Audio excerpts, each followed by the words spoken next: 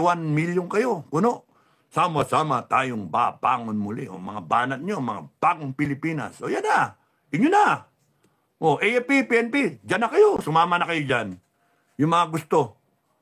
Total you uphold the Constitution yung gusto nyo paano yung dito sa kabila, uphold the Constitution din? Gumawa kayo ng sarili nyong Constitution. Dito rin, gawa kayo ng sarili. Nakakainis na kasi. Bangayan. Ang nagsasaper yung maliliit na mga kababayan natin na hindi nga kayo nadidinig Hindi nga, nakakita ngayon, election fever. Nakakainit kayo ng ulo. Nagsasaper yung mga taong bayan. Nagsasaper. Kita niyo, wag sana yung anak ninyo yung nandoon na sumisingot ng rugby. Putang PI kayo. Wala nang kinabukasan yun. And who is supposed to take care of them? Yung parents nila nagsasyabu sino? Pagka yung bata, nakita mo nagaganon, yung mga magulang definitely bangag din. Who's supposed to take care of them? The state? Yung barangay? The PNP?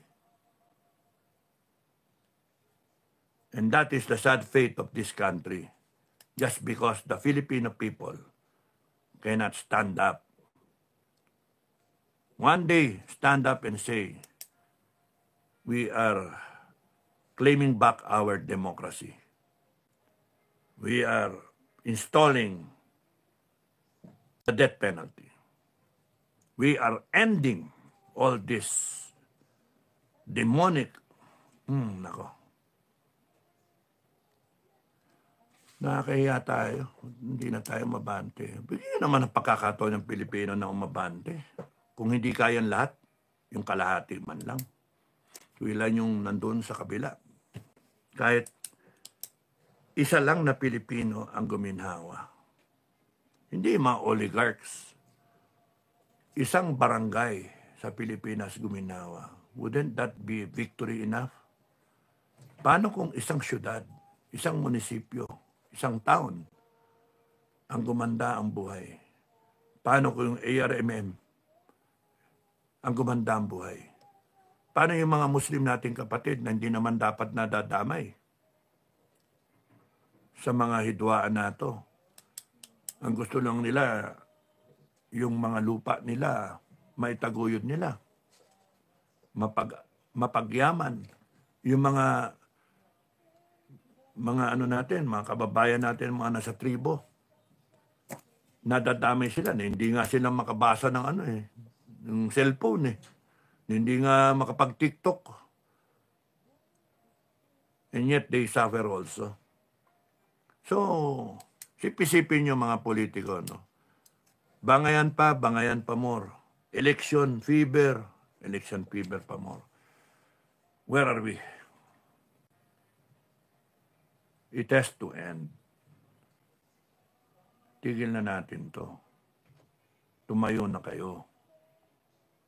Sabihin nyo na, tama na, balik natin ang demokrasya, balik natin yung karapatan natin.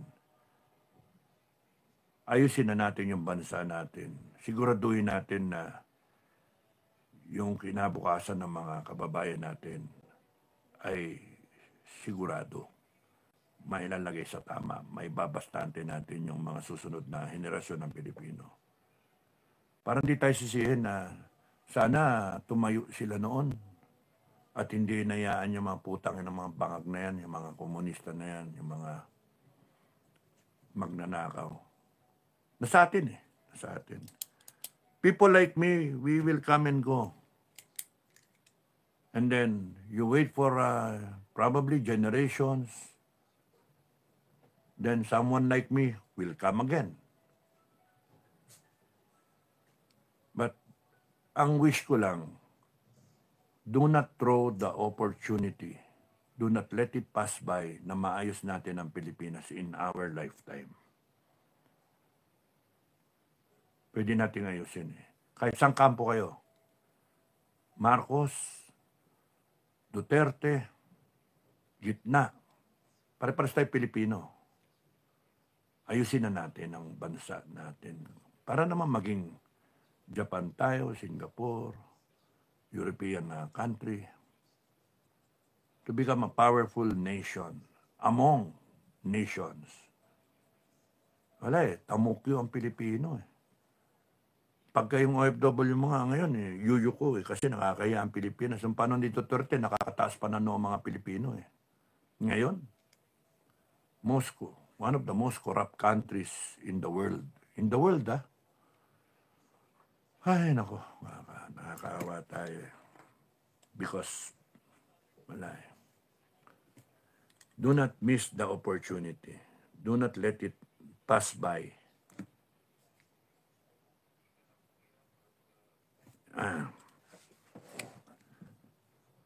Joel Paya, full support, Supremo, maraming salamat. Bataan, thank you Shin Nisheng, bayot na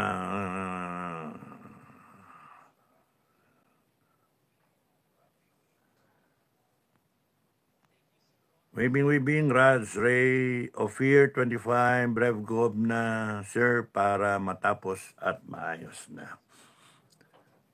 Na kailangan lumabas ang tao. Kinakailangan tumayo ang tao.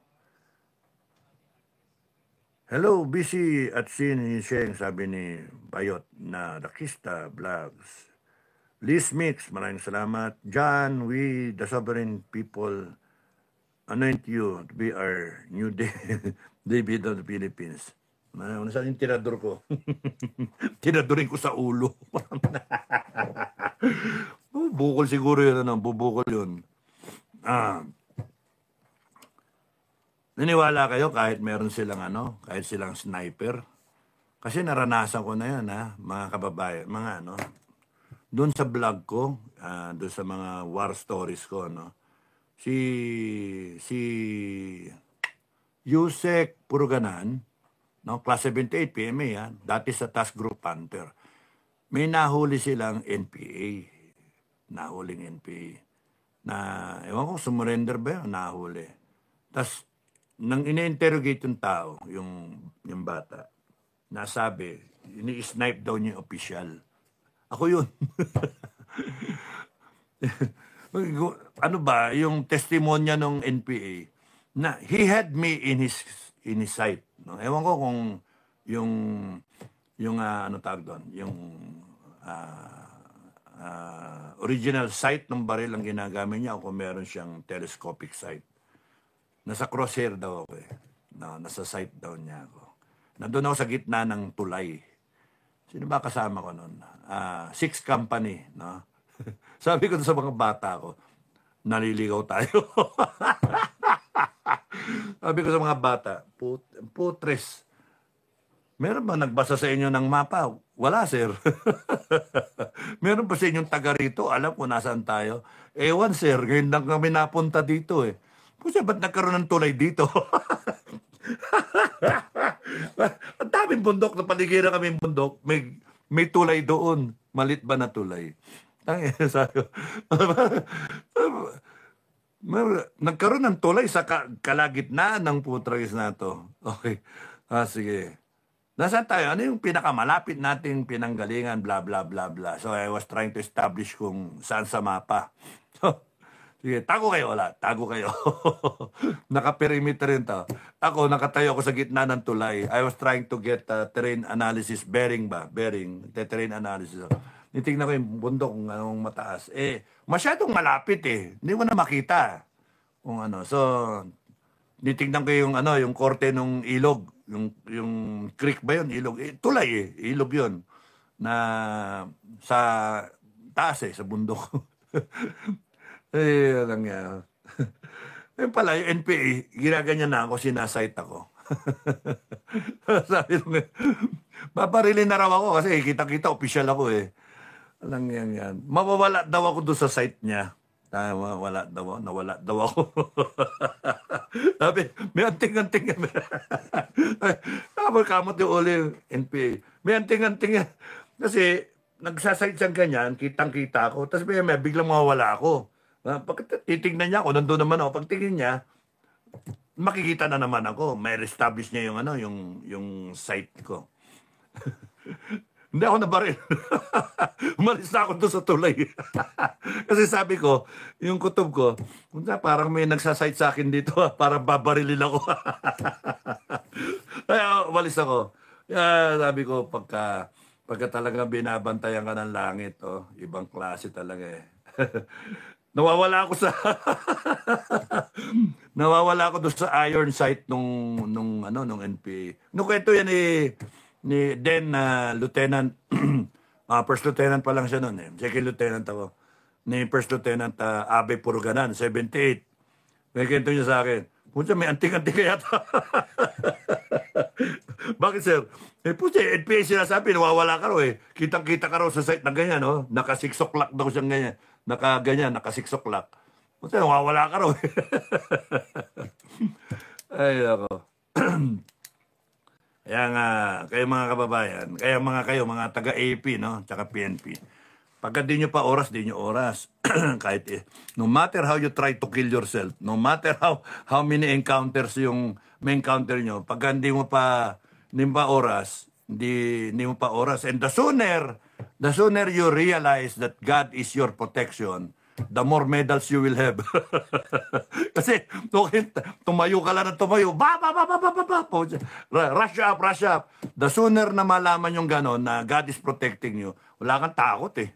Wala kang takot. No fear talaga eh. Kasi alam mo, ginagabayan ka eh. Yung mga iba, inaabot ng kasi hanggang doon lang talaga sila. Yun yung ang plano ng langit. So, yun yung ko. NPA nga eh, sinasabi. Inaasinta na ako. Yung si Sapinoso katabing-katabi ko, dapat ako yung tatamaan siguro gumalaw yung hangin ba, no? Umipa ng konti. Nalis yung bala dito tinamaan. Sa tiyan, sakto Si Sapinoso. Ranger Sapinoso. Pero buhay pa naman. Buhay pa naman. Namatay sa landslide. Sayang yun.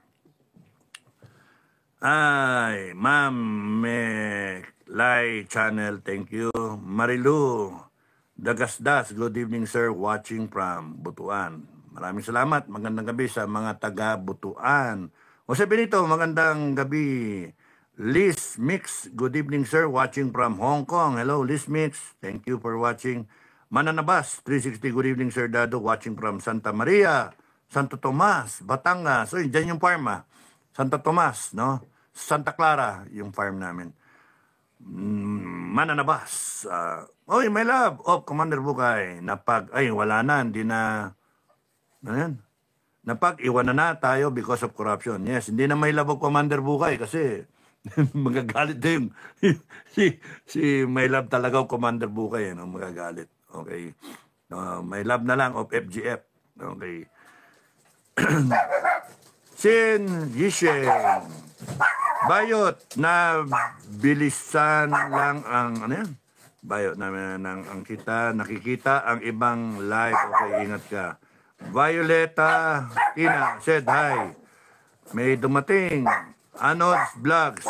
Kailangan natin ng matinong leader, sir. Marami naman dyan. Pwede. Maraming matino. Ang mahalaga is continuity. Mahalaga choices. That's why whoever is going to be the leader ng bansa nato, pwedeng si Inday Sara or sino man dyan na nag-aspire for national leadership, make sure that you will follow through. If there is a revolutionary government established, the council should be able to reform COMELEC. Number one na mahalagang pagbabago sa COMELEC, hindi na dapat, aside from yung wala na yung mga i-remodel na yung Congress at yung Senate, i-cut down, 82 congressmen, ilan na siguro, ilan bang regions? 18 senators, ganun lang. So, i-reorganize, i-downsize. Number two, yung sino yung pwedeng tumakbo Yung pagkatatakbo ka, ang gagastos gobyerno, Republic of the Philippines. Not anyone, not any candidate from president down the line to barangay level. Gagastos. It has to be the government of the Republic of the Philippines. Napaplano yung elections every 3 years. 6 years, election. 3 years, 6 years, 3 years. Midterm, national. Napaplano yung election. Therefore, napaplano yung gastos. Napaplano yung pag-plug in sa mainstream media, sa SOCMED, napaplano yung mga billboard na yan, etc. etc. Isa lang gagastos, COMELEC. COMELEC. Taong bayan. Tama lang, gumastos tayo. Hindi yung mga putragis na mga politiko na yung gagastos. Billion, million, etc. And then babawiin, nanakawan tayo. Tayo na gumastos para kahit sino sa inyo na gustong tumakbo, you be a retired teacher, retired attorney, retired architect, retired general, kahit sino, retired janitor, retired seaman, gusto nyo tumakbo, depende sa level na papasukan nyo, tumakbo kayo. COMELEC ang gagastos, taong bayan ang gagastos, budgetan natin. Yun yung tama eh. Hindi yung tatakbong presidente, ang gagastos, oligarch. Ay patay. Pagkatapos niyan lahat, sisingilin siya ng oligarch. Patay na. Pero kung ang taong bayan ang gumastos, tayo maniningil diyan sa mga presidente, vice president, congressman, senator, etc. etc. Tayo maniningil. All power emanates from us. Gastusan natin. Tapos, bago ka makatakbo, na kailangan mayroon itayo tayo na political academy, no? Good governance academy. Yun yung sinasabi ko na magkaroon tayong choices.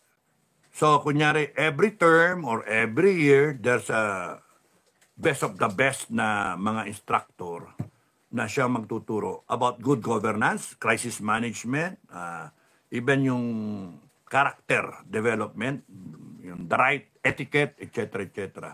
Yun yung dapat na itaguyod. And habang tumataas ka o habang tumatagal ka sa government service mo, 3 years to become a mayor, 3 years now, barangay captain, local ba, 3 years governor. Pero yung 3 years na yon, pwede ka naman nag-seminar ka ng 2 linggo o 1 linggo, and that increases your capability to become a public servant. So all the rest din, ganun. Lahat ng heads ng agency, etc., down the line, hanggang bisur. So that, pagka pwede kang tumaas ng pati ito, mga politiko, tataas ka ng rangko mo. Sa amin, sa military kasi, may basic, may advanced, may CGSC, no? May MNSA pa nga eh. Kung ano-anong courses, may specialization courses. So pwede ka mag-specialize on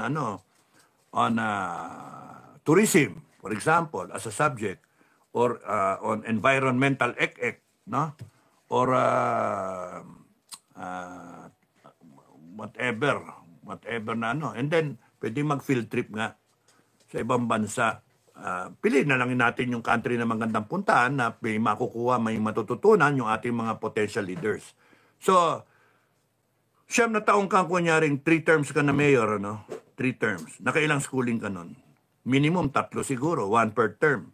3. And then, governor ka, 3 din. Na beses, 9 na taon eh. So, every 3 years. So, all in all, nakarami ka, 18 years ka, pero grabe, nahasa ka na gusto. So, sabay na yung training mo, sabay pa yung experience mo.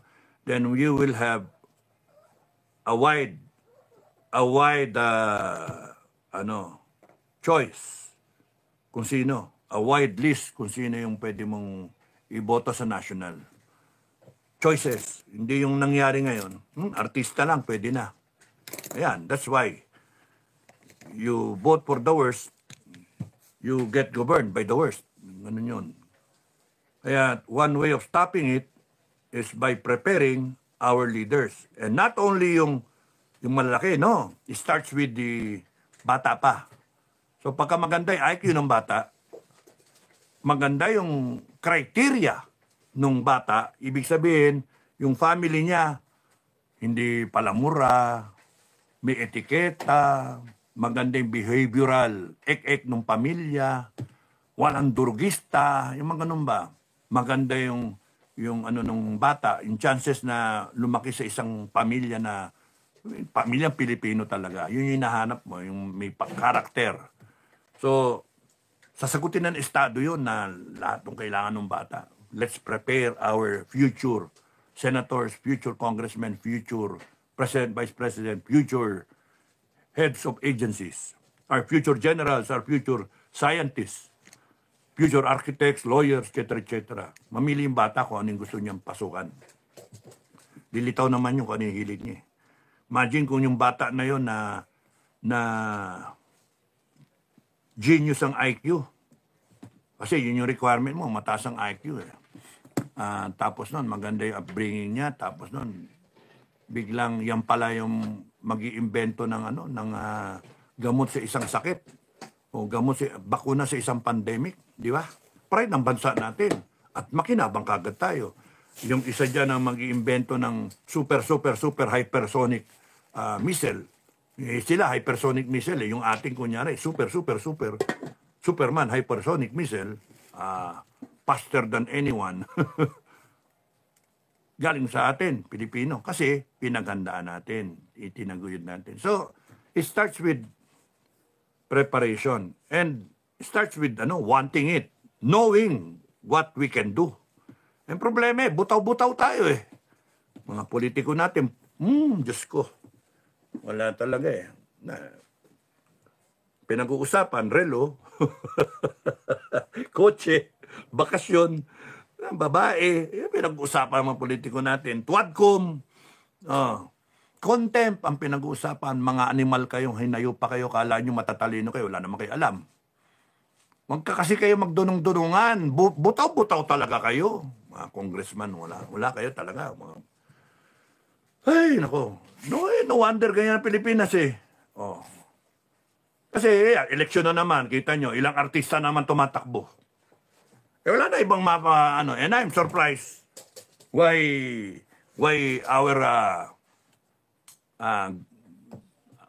our leaders are endorsing. Wala na iba eh. Kaya nga, nako. Kung talagang gusto niyo ng pro-Filipino, pro-country, you listen do sa sinasabi ko at kayo mga may balak na maging mahalal one day. Kahit kopyahin nyo na yung sinasabi ko, okay lang sa akin.